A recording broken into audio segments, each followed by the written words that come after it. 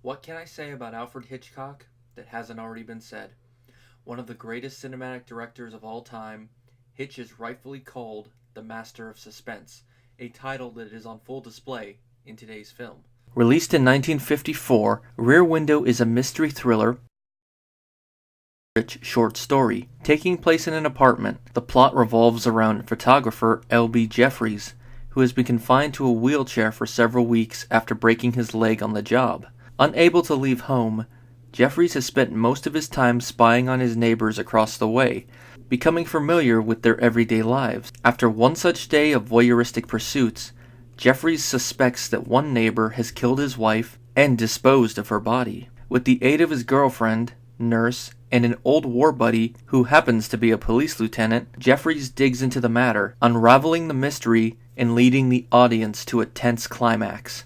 Notorious for his hate of on-location shooting, Hitchcock was set on filming in a studio, but the film's setting posed a problem, as there weren't any studios large enough to encompass the apartment set. Luckily for Hitchcock, one studio had a basement, which was mainly used for storage.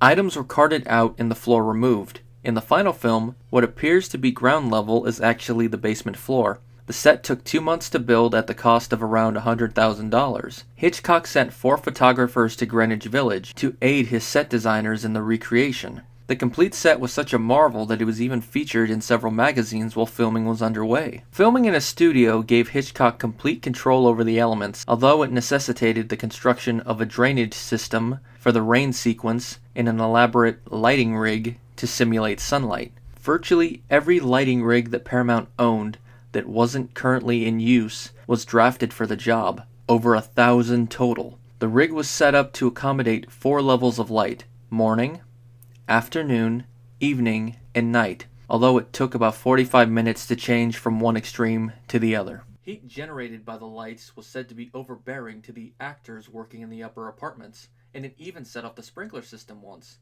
Hitchcock is said to have told an assistant to bring him an umbrella and inform him when the rain stopped. With few exceptions, a majority of the film was shot from Jeffries' apartment. Since Hitch worked from there, the apartment actors wore flesh-covered earpieces so he could radio direction. The system was one way, which led to one of the film's more organic bits of comedy: the couple falling in the window while pulling the mattress. Hitchcock gave each actor different direction, resulting in the pair pulling the mattress in different directions. Hitch was so pleased with the authenticity that he didn't order a second take. It's an example of both his directing genius and his sense of humor. Shooting from Jeffries' apartment pulls the audience into his world. We become accomplices to his voyeurism, seeing what he sees and forming our conclusions alongside his own. Occasionally the audience is privy to information before Jeffries, but his musings make us contemplate what we saw. Since Hitchcock always framed his shots carefully, any vagueness is intentional, his way of keeping us even with Jeffries. By the time the film enters its climax, our emotions are heightened in sync with Jeffries, and we're on the edge of our seats with anticipation. The opening scene where Jeffries speaks with his editor over the phone was originally filmed outside. As production went along, Hitchcock felt that departing from the apartment was too great a distraction and changed the scene, using actor Gig Young's audio for his part. With how the scene flows, if one didn't know that bit of trivia, he or she would be none the wiser. I know I was. Outside the credit overture, every sound is diegetic, meaning it all exists inside the film's world. The audience hears snippets of contemporary songs, Dean Martin's That's Amore, for example, alongside small sections of music from other films. One of my favorite pieces is the piano tune Lisa, the melody the songwriter is working on throughout the film. While he didn't write it, the songwriter is played by Ross Bagdasarian, best known as the creator of Alvin and the Chipmunks. Edith Head was the costume designer.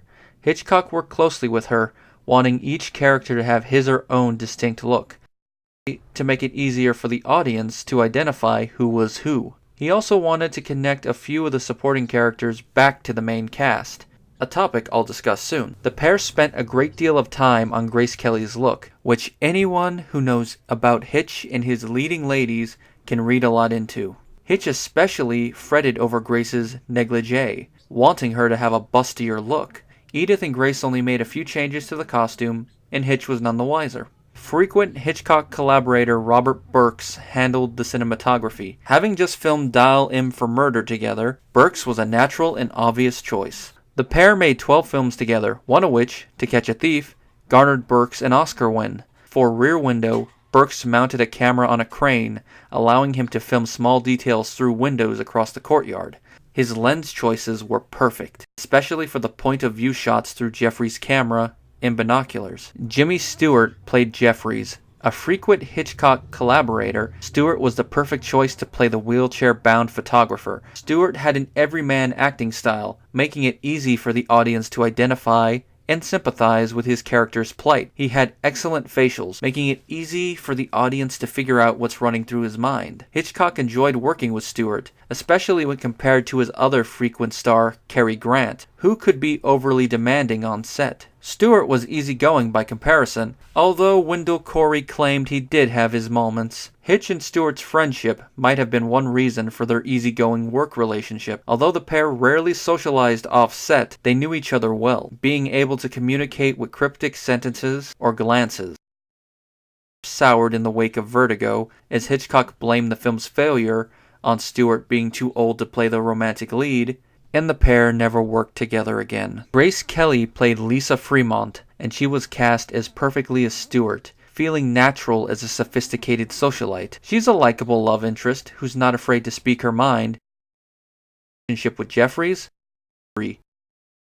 Of 3 films Kelly made with Hitch, following Dial M for Murder, and succeeded by To Catch a Thief. Kelly was loved by everyone on set, and Stewart praised her acting ability in an interview, saying that she had a complete understanding of the way motion picture acting is carried out. Despite this, her casting put the Paramount publicity department, and Jimmy Stewart's wife, as Kelly was a sexually free woman, which was frowned upon in the 50s. It also didn't help matters that she confessed an attraction to Stewart in gossip columns. While not in the original short story, the Lisa-Jeffries relationship is the film's heart. The two care for one another, although Jeffries is hesitant to marry her. This is where the neighbor parallels come into play. The newlyweds represent the beginning of a marriage, happy and focused on copulation. As a contrast, Thorwald and his wife represent a marriage that has deteriorated into resentment and nagging. What Jeffries fears marriage will become for him and Lisa. To add to this, the newlyweds' marriage heads slightly south by the final scene.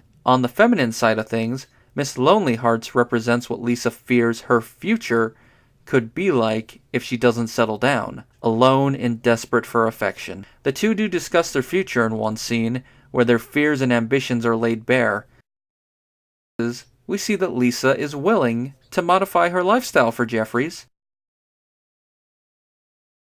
initiative and her life being in danger for him to admit it to himself. Raymond Burr of Perry Mason fame played Lars Thorwald, the film's antagonist.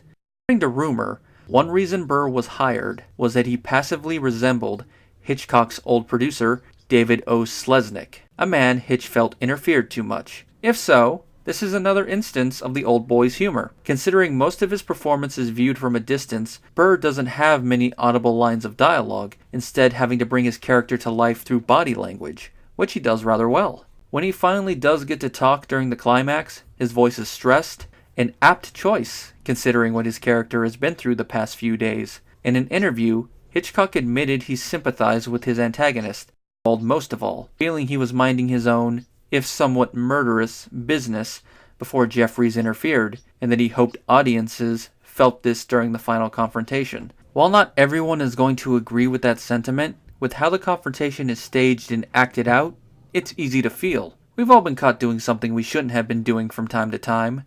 Moment, we become Thorwald, and he becomes us. Thelma Ritter as Stella the nurse, and Wendell Corey as Lieutenant Doyle round out the main supporting cast. Each plays their part well, with Ritter giving Stella the right amount of motherly aura, and Corey the right amount of skepticism. The only piece of trivia here is that John Carpenter named a character in Halloween after Lieutenant Doyle, just as he named Dr. Loomis after Marion Crane's boyfriend. Filmed on a budget of $1 million, the film opened on September 1st and was both a critical and financial success. Rear Window earned $5.3 million during its initial theatrical run, and was nominated for many awards, including 4 Oscars. In the years following the film's release, Hitchcock bought the rights from Paramount, leaving it, along with 4 others, as part of his legacy to his daughter. These came to be known as the 5 Lost Hitchcocks, and included classics such as Rope and Vertigo. After a nearly 30-year theatrical absence, the 5 had theatrical re-releases in 1984. By this point, the film's negative was damaged, with nearly all of the yellow dye having faded away. Thankfully, Robert A. Harris and James C. Katz were able to restore the film utilizing Technicolor dye transfer prints. This restored version played in theaters in 1999 and has been the version on all subsequent home video releases. Rear Window is a masterful film and a cinematic thrill ride. Acting, the cinematography, and pacing all feel perfect. Form one of Hitchcock's greatest directorial undertakings and one of my favorite films. It does start slow, and that might turn some people off, but it pulls one in just enough, holding one's attention until the mystery begins. It is my personal recommendation to anyone thinking of watching Hitchcock's films.